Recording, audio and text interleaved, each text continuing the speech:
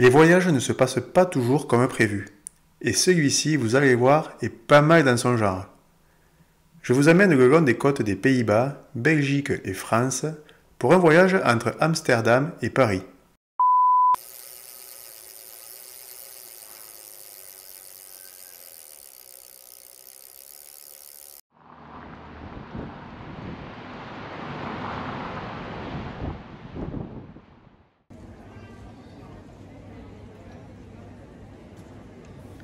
Le début de l'aventure commence à l'aéroport, car oui, prendre le vélo en avion, c'est déjà un peu l'aventure. Allez, le temps de remonter tout ça devant le terminal de l'aéroport de Schiphol, et c'est parti, direction Amsterdam.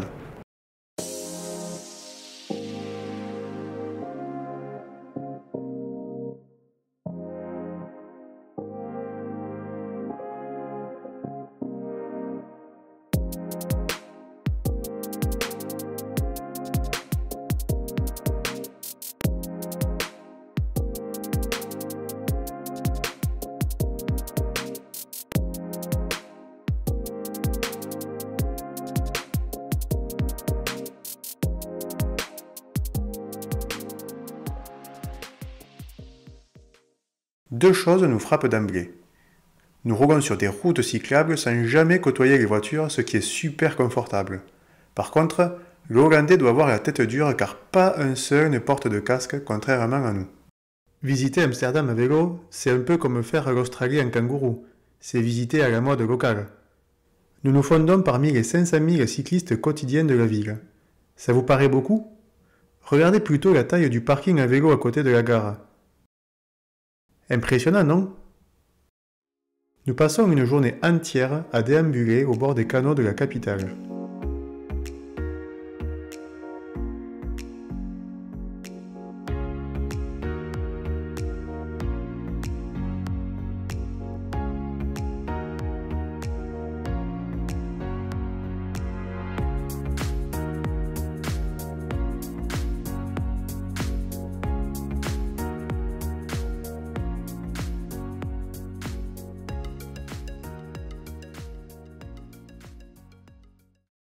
Mais il est temps à présent de quitter la ville vers la mer du Nord.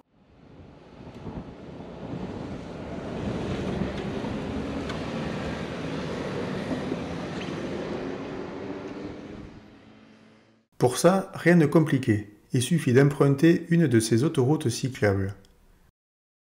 Nous nous dirigeons à présent vers Zandvoort. Voilà, on vient d'arriver sur l'Eurovélo 12. La voie qu'on vient de prendre à Zandvoort, juste après Haarlem, mais que l'on ne va pas quitter en fait jusqu'en France, hein, puisque c'est sur cette piste cyclable en fait, qui longe la côte. Donc, notre itinéraire va se poursuivre. Bon, par contre, on a du vent de face, mais au moins il ne pleut pas.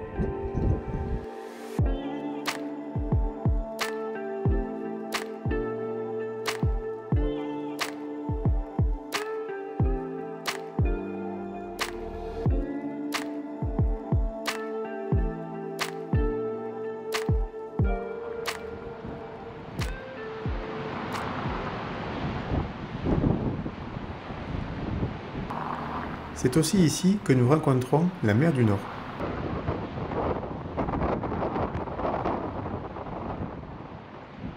Nous entrons ensuite dans le parc national des Dunes. Cet endroit possède une grande diversité de faune et flore. Nous apercevons d'ailleurs pas mal de daims. C'est dur là. Ouais, comme dit ma chérie, c'est dur. C'est vrai que la météo a vraiment changé, nous prenons un très fort vent de face depuis Nordvik. Mais cela n'enlève rien à la beauté de ces paysages.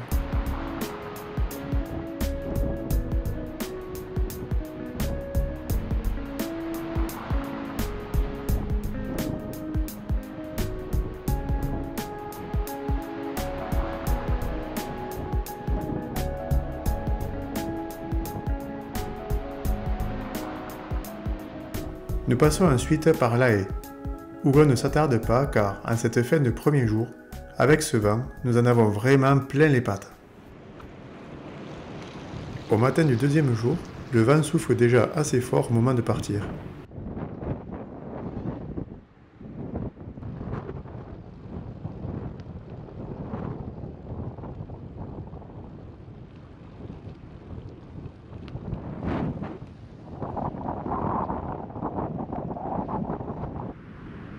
Et en plus, une autre déconvenue nous attend au port d'Hoek van Holland. On est arrivé il y a quelques kilomètres à Hoek van Holland. C'était l'endroit où on était censé prendre le ferry pour traverser le port de Rotterdam et donc poursuivre sur l'Eurovélo 12. Petit changement de programme. Les Hollandais ont eu la bonne idée en fait de fermer le ferry le samedi et le dimanche pour la période estivale.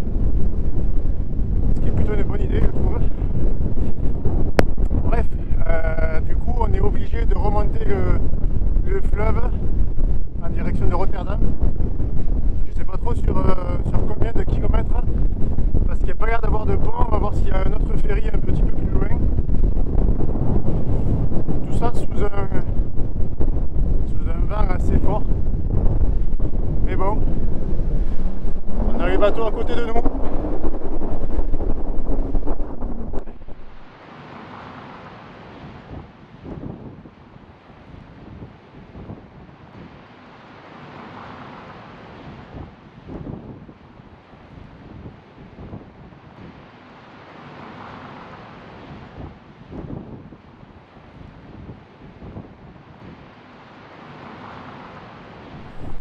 Donc on vient de partir en direction de Rotterdam et là on a trouvé un autre endroit pour prendre un ferry pour aller à Rozenburg, de l'autre côté là-bas. Bon, ça nous fait faire un petit détour quand même, mais c'est toujours mieux que rien, parce que sinon il faudrait qu'on aille jusqu'à Rotterdam, donc c'est pas pareil quoi. Bon, j'espère qu'au final ça ne fera pas faire un trop gros détour. C'est un peu dommage, on va pas passer par le port de Rotterdam. Mais c'est pas grave, c'est comme ça.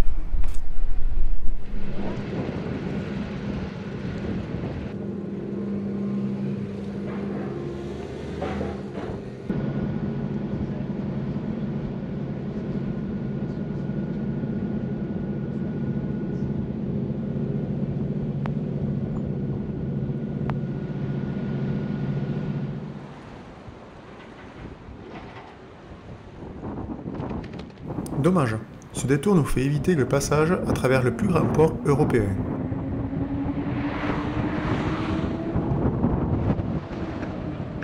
Nous passons sur des ouvrages du plan Delta. Le plan Delta, c'est un ensemble de nombreux ouvrages, des digues et des barrages qui protègent les Pays-Bas d'inondations maritimes. Les ouvrages sont tous plus impressionnants les uns que les autres.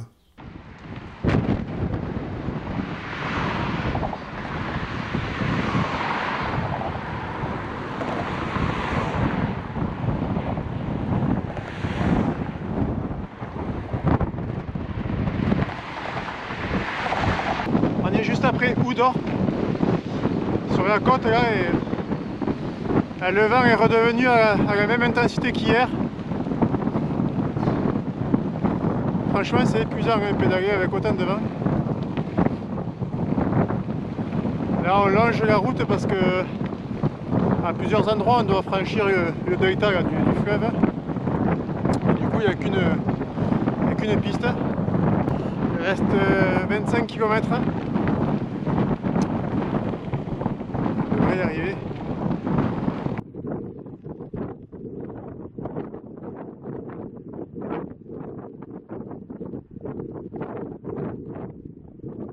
Et forcément, en bord de mer, on est hyper exposé.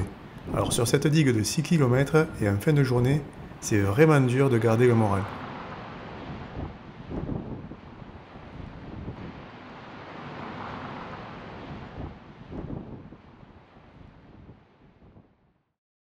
Et puis le lendemain matin, le vent a encore forci. 80 km/h de vent de face au moment d'attaquer le franchissement de ce barrage de 9 km de long. Entre le vent qui nous freine, nous dévie de notre trajectoire et la vision des eaux en furie en contrebas, on n'en menait pas large.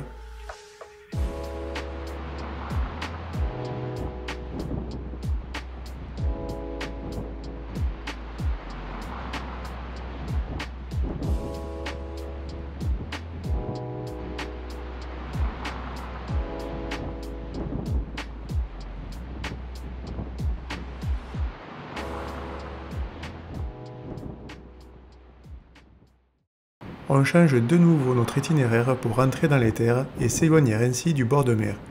Mais c'est peine perdue, le vent ne faiblit pas, bien au contraire. Allez, on est en direction de Vlissingen. C'est là où on doit prendre le ferry pour traverser une autre embouchure de fleuve. Là ça fait du bien, on est à la sortie de Middelbourg, on est un peu abrité par une digue à côté de ce canal.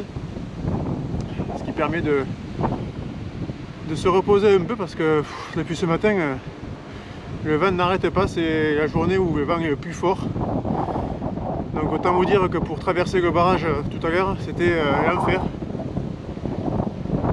Mais bon, on y est parvenu. Et on a coupé après à travers les terres au lieu de longer la côte comme on devait le faire pour essayer de s'abriter un peu. Parce que là, un bord de côte, c'est pas possible, quoi, c'est l'enfer. Bon, il y a quelques endroits quand même où on se découvre un peu. Allez, ça va le faire.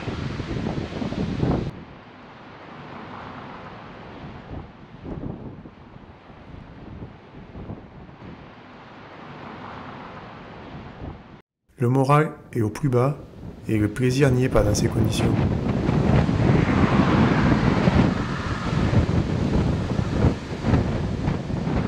Nous approchons à présent la frontière avec la Belgique. Le passage de la frontière, ça se passe comme ça. Et voilà, je suis en Belgique. Nous traversons la Belgique en longeant plusieurs canaux. D'abord, le canal de Dam jusqu'à Bruges.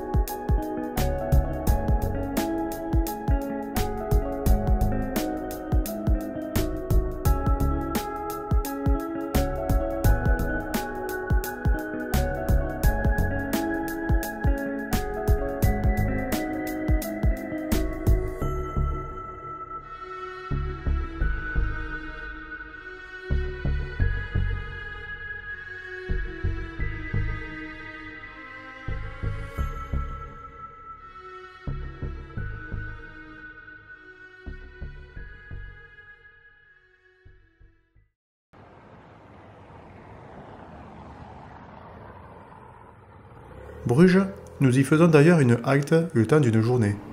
Nous avons mérité un peu de repos dans la capitale de Flandre occidentale.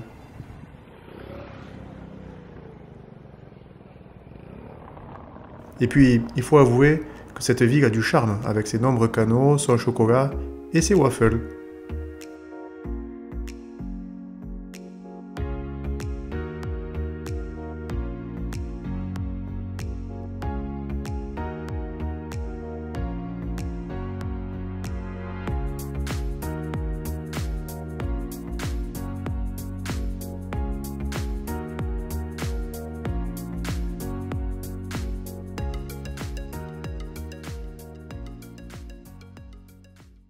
Voilà à Bruges, sur la place du Beffroi, la ville du chocolat, des waffles, de la bière belge.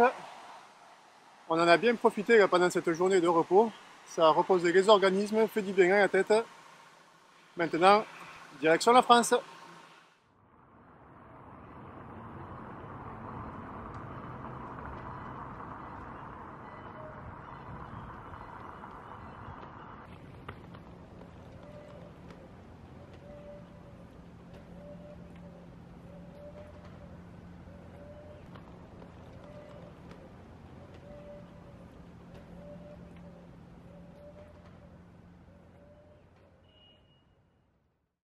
En Belgique aussi, c'est assez bien signalé quand même sur les pistes cyclables. Vous voyez, on a des panneaux comme ici. Il y a plusieurs itinéraires bien sûr qui sont indiqués. Moi je ne sais pas trop lequel on suit en fait, on suit juste une direction pour l'instant. C'est un peu moins bien équipé quand même la Belgique que les Pays-Bas. Mais ça reste quand même plutôt très convenable. Allez, j'y file parce que il y a madame tout au bout là-bas qui m'attend pas. Hein.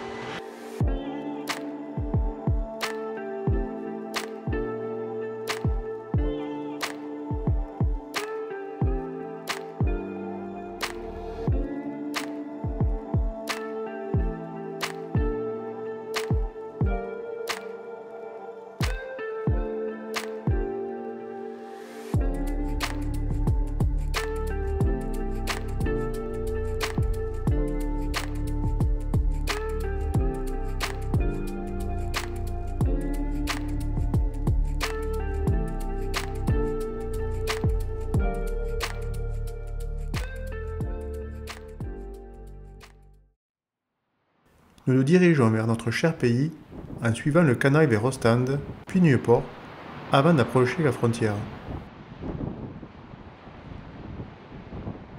Bon, ben on finit la Belgique comme on l'a commencé, c'est-à-dire sous la pluie.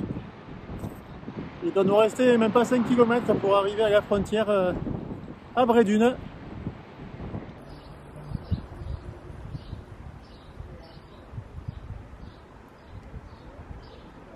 Comme le nuage de Tchernobyl qui était resté bloqué à la frontière à l'époque, le soleil réapparaît dès que nous franchissons la frontière avec la France. À partir d'ici, nous suivons la vélo maritime, c'est-à-dire l'Euro Vélo 4.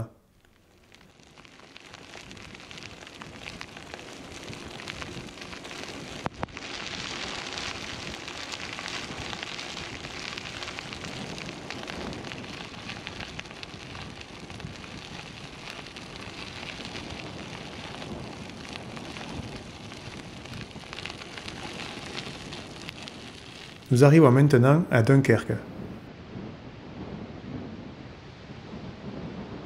Nous apercevons d'ailleurs au loin le port de Dunkerque. Ça fait rêver, hein?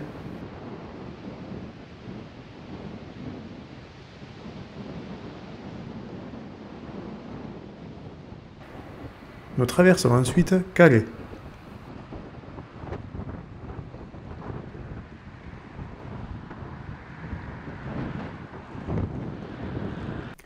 Nous longeons maintenant de hautes clôtures interminables aux abords des sites transfrontaliers. Nous croisons également des groupes de personnes souhaitant passer de l'autre côté. À Sangatte, pas de doute, nous sommes bien là où vous pensez.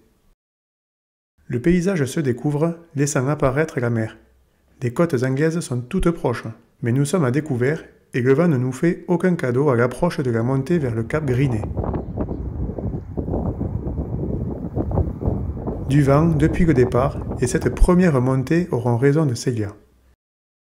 Tel un coureur du Tour de France, elle met pied à terre. Ça n'est trop, elle n'ira pas plus loin. Sur le coup, je réagis très mal. Je n'aime pas que l'on perturbe les plans que je prévois et cet imprévu vient casser mes plans. Mais la nuit porte conseil et je prends conscience au petit matin que j'ai vraiment mal réagi. On vient de partir de Wimereux et on pédale sur la route côtière jusqu'à Boulogne-sur-Mer. Bon, Boulogne-sur-Mer, en fait, ça va être notre terminus, en fait. La fin du voyage.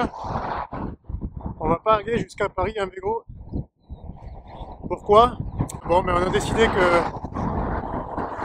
mettre une fin à ce voyage parce que c'était assez difficile. On a vécu une première semaine très difficile aux Pays-Bas et en Belgique avec des conditions très défavorables. Énormément de vent de face, de la pluie. Bref, quand on ajoute à ça la distance, les kilomètres, la fatigue, c'est vrai que du coup, on prend quand même moins de plaisir. Hein. La fatigue des organismes, évidemment, mais la fatigue morale, il faut aussi la prendre en compte. Et tout ça, ça reste des vacances. Donc le but, c'est quand même de prendre du plaisir. Si c'est pour que ça se transforme en calvaire, c'est pas la peine. Donc voilà, on boucle les 10 derniers kilomètres le long de la côte. On va aller prendre le train à Boulogne-sur-Mer, direction Paris. Et du coup, on profitera un petit peu de la capitale pendant 2-3 jours avant de redescendre à Bordeaux. Bon, sinon le cadre ici est plutôt agréable, si ce n'est cette route ultra circulée que l'on longe depuis maintenant Calais. Donc Calais, Sangatte et compagnie. C'est dommage. C'est dommage, ça gâche quand même le parcours. Hein. Mais bon, c'est comme ça. Quoi qu'il en soit, c'était quand même un beau voyage. Hein. On a bien profité des Pays-Bas, de la Belgique. J'espère que la vidéo vous a plu. Si c'est le cas, n'hésitez pas à la liker, à la partager. Ben, dites-nous un petit peu ce que vous en avez pensé en commentaire, si vous avez vu vous aussi eu des conditions aussi défavorables lors d'un de vos voyages. Et puis, ben, je vous dis à très bientôt. Salut les amis!